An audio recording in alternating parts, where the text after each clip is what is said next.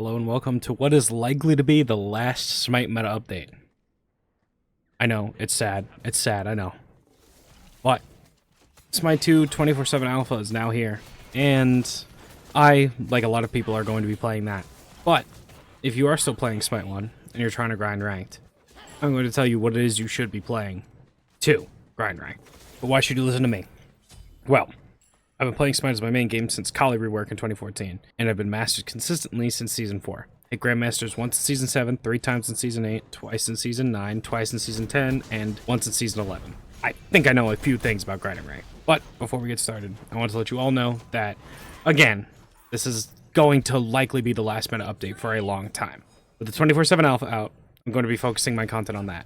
But if you'd like to join me on that, join my Discord. I want to start building a community on there, and the best way for you to be a part of it is to join that. It'll be linked in the description.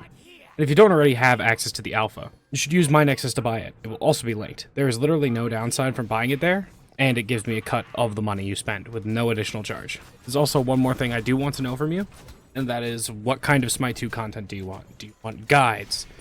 Do you want funny clip compilations? Do you want just information, patch note reviews? What are you interested in?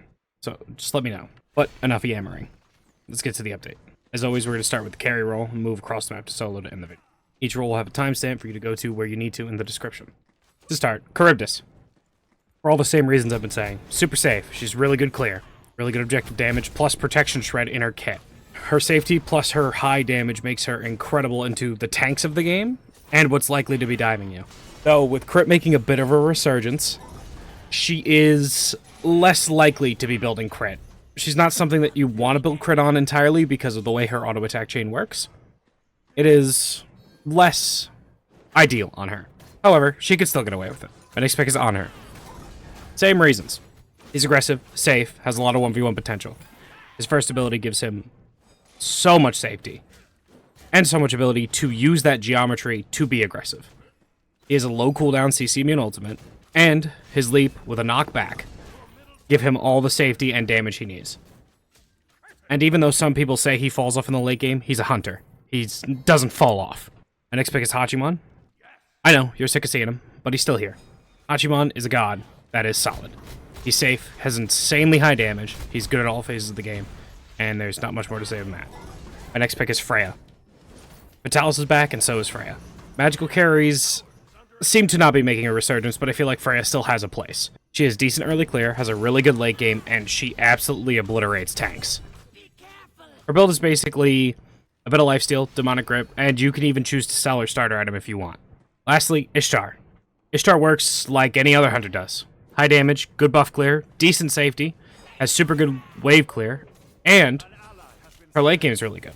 There's not much more to say than that. Moving over to supports, Bacchus. As a support right now, you need to be aggressive, and Bacchus is really good at that. He has the ability to just go on a carry and kill them by himself if he wants to. It is insane, the amount of damage he can put out. The next pick is Kuzenbo. Incredibly tanky, incredibly hard to kill, and he could just stand in front of you, especially if you're a hunter, and just kill you.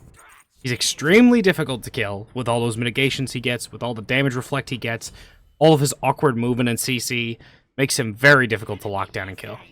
My next pick is Cerberus. He's another high damage kill pressure support. He has just absurd damage, protection shred. He's good at all stages of the game. He just gets so much done. His ultimate can force purification beads, and he has a powerful protection shred that can get through tanks. And once you get good with the stuns, you will be an absolute menace in ranked games. My next pick is Ares. Ares is another character like Cerberus that he can just kind of run at you and kill you by himself. He has extremely high kill pressure and a ton of damage. He has the ability to force your purification beads, but he is a bit easier to kill than some of the other supports. But he has so much damage and has a bit more solo potential, almost matching the level of Bacchus. My last pick in support is Cabrakan. Cabrakan is a support with damage and a wall. There's not much more you can want than that. He's a lot of CC, but you need to be a bit careful early, especially when you're channeling your 3 trying to clear the wave. If you're hitting an enemy, the minions are going to turn on you and do a ton of damage to you. So don't get caught tanking too much. Moving over to the mid lane. I'm still putting Chang'e here. Chang'e seems to have largely fallen off at the higher end. However, despite the nerfs, this character still makes stuff happen. In the late game, she has the ability to blink on a carry and just kill them with 2 to 3 button presses, if they don't use their relics properly. This is the build I recommend still. Make sure you're the one who starts fights on your terms. Do not let them engage on you. If they start a fight on you, this character becomes much worse. However, if you're the one who's starting the fights on your terms, this character is almost unstoppable. For a long time, I debated this next character, Nua. This character needs to be nerfed, but somehow keeps dodging the effective ones. Her second ability is absolutely insane. The protection shred it provides and her ability to blow it up and do like 6 billion damage is insane, regardless of if you have protections or not. Her ultimate means, as a carry, you have to immune it via Aegis or an ability, and most characters don't have an immunity, so most characters have to Aegis it, or take 600 to 1,000 damage, unless they Aegis. That factor alone is broken. This character's nuts, and you should be playing her. Next character is Ra. Ra keeps getting buffs. Solid character early, mid, and late game. Really short cooldowns, and his ultimate in the late game basically doesn't even have one. Character has good damage, good survivability, even without an escape ability. Next mid, also safe, Agni. Agni has CC, short cooldowns, high damage, and can just run a lobby. There's really not much more than that. He is able to weave himself in and out of fights and just get stuff done. The amount of damage his bombs can do, and his ability to interlock them with his stun, just decide he doesn't want to fight and dash away. My last pick for mid is Yu Huang. Yu Huang has insanely high damage, really good safety, and good CC. He should be on your pick list if you're a mid laner right now. All the items you want to buy on Yu Huang feel insane right now. There's just so much going for him, and you should be playing him. Moving over to the jungle, do I even have to explain it anymore? If you're a recurring viewer, you know Kamazans is my first pick. Safety, high damage, healing, really good.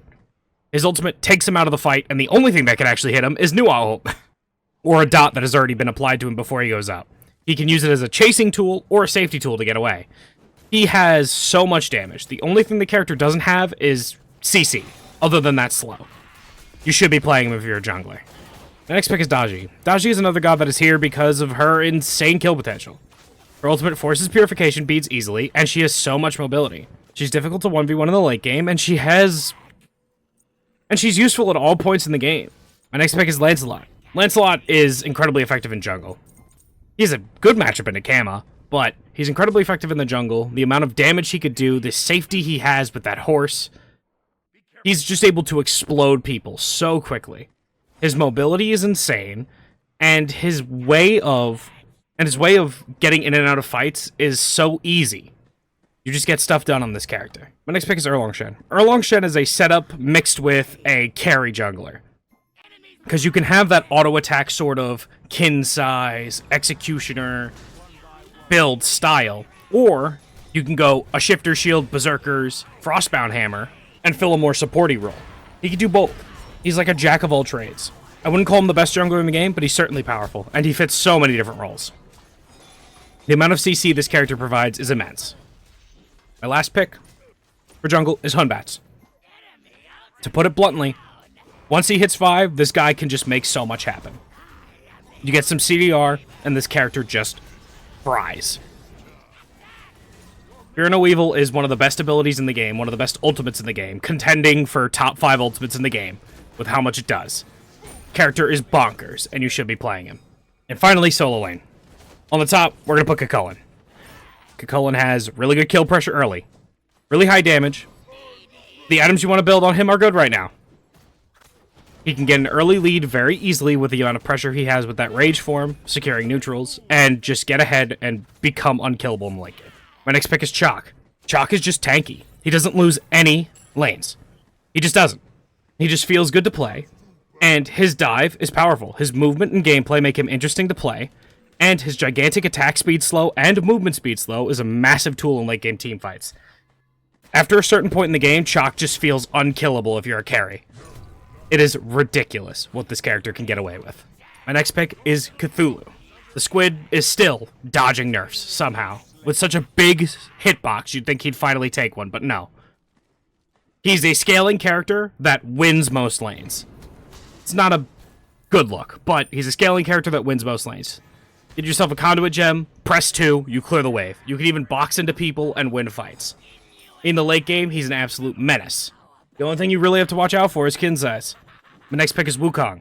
Wukong really doesn't lose any lanes, and he's safe. He's really hard to kill, especially with ganks. A lot of junglers prioritize solo lane ganks, And Wukong has so many tools to get away from them. He's also annoying as hell to whoever you're diving. He's also one of the few solo laners who could skip out on teleport, going beads and blink, or blink and whatever other relic you want to go. My last pick is Amaterasu. As long as you hit level 8, you'll be fine.